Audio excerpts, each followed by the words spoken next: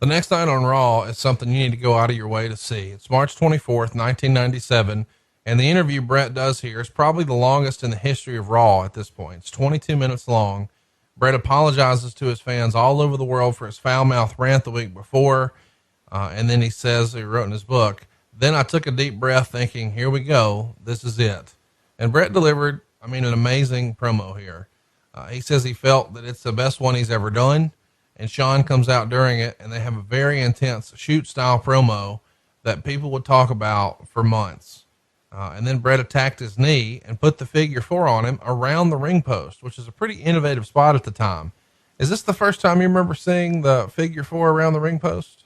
Yep. And that's all Bret Hart, man. It was sitting out there and wondering about what he could do. And we were thinking about, if you do it on the floor, he wanted to do something with the chair on the floor or around the steps.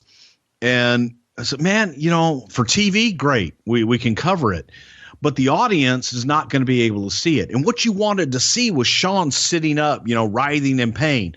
So Shawn's in the ring. Bret put that on, and Bret came up with it. That was all 100% him. And that's what I mean about the innovative. He would always do something different and unique. Go check this out. March 24th, 1997. It's worth your time to go watch it. It's the start of Bret's legendary heel turn, probably one of the best runs in the history of the business. And we're basically in April here, and we're only going through the very beginning of November, and we're still talking about it 20 years later. So handful of months, but what an impact.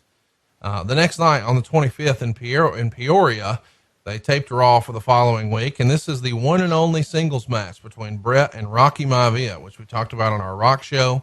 And then we get a heads up that Owen was wrestling Bulldog for the European title when suddenly Bret comes to the ring and breaks him up. He gets on the mic and cuts another amazing promo, putting back the Hart Foundation, sort of recreating it. He's looking at Owen and says, "Look at what they've done to me and you." And then he talks about walking him to school, and he says, "I love you." And then all these guys are hugging. It's a really cool moment. And, the Hart Foundation is on the way. Whose idea was it to involve Owen and Bulldog in this? This feels like something that Bret would have pushed for.